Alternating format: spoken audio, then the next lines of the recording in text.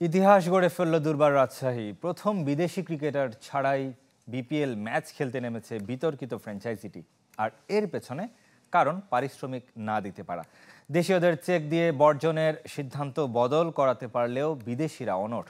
মুখে রাজশাহীর বিপক্ষে কঠোর হবার কথা বলা বিসিবি কাজে নিয়ম ভেঙে বিশেষ ব্যবস্থায় মাঠে নামার অনুমতি দিয়েছে দলটিকে।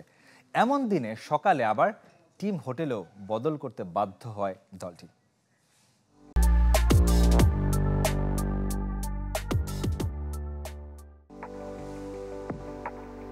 এনামুল হক বিজয়ের এই ছবি দেখে দুর্বার রাজশাহীকে যতই সুখী পরিবার মনে হোক, ভেতরে ভেতরে সবাই অসুখী। আর একটু খেয়াল করে দেখবেন, একজনও বিদেশি নেই ছবিটিতে। বিদেশি ছাড়াই ম্যাচ খেলতে নেমে বিপিএল ইতিহাসে রেকর্ড গড়ে ফেলেছে নামে দুর্বার কাজে দুর্বল রাজশাহী। হোটেলে রায়ান বার্ল, মোহাম্মদ হারিস, কামিন্সরা। কিন্তু পারিশ্রমিক না পাওয়ায় শেষ পর্যন্ত নিজেদের অবস্থানে অনড় থেকে বয়কট করেছে ম্যাচ। ঘটনাবহুল আরেকটি দিনের শুরু রোববার সকালে হোটেল বদল নিয়ে। ওয়েস্টিন ছেড়ে শেরাটনে উঠতে হয় তাসকিন বিজয়দের। হোটেল ভাড়া বকেয়ার গুঞ্জন থাকলেও ওয়েস্টিন তা অস্বীকার করেছে। নতুন হোটেলে উঠে ম্যাচ বয়কটের ডাক দেয় ক্রিকেটাররা।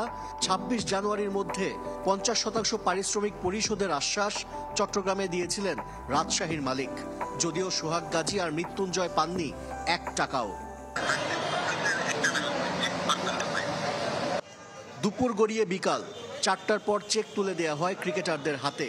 তাতে নিশ্চিন্ত না হলেও নিশ্চয়তা পেয়ে আধ ঘন্টা পর টিম বাসে ওঠে দেশি ক্রিকেটাররা। সেখানে ছিল না কোনো বিদেশি। যতটুক দেওয়ার ছিল আজকে এটা তো বলতে পারছি না, পাবে ইনশাআল্লাহ আশা করি। শেষ মুহূর্ত পর্যন্ত বিদেশি ক্রিকেটারদের মাঠে নিয়ে আসার চেষ্টা করে বিসিবিও। নিজেদের উদ্যোগে গাড়ি পাঠানো হলেও ততক্ষণে টসের সময় হয়ে যায়।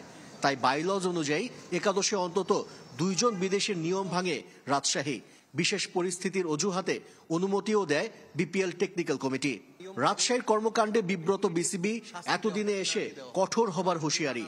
ডেফিনেটলি তারা বিশ্বাসটা রাখেনি। এখন আমরা আপনি কতটুকু ছাড় দিবেন, তো এখন কথাটা হচ্ছে সময় এসেছে যে we have to take action. আর শেষের দিকে তো সোমবার শেষ হচ্ছে বিপিএল এর রাজশাহীর বিতর্কিত যাত্রা।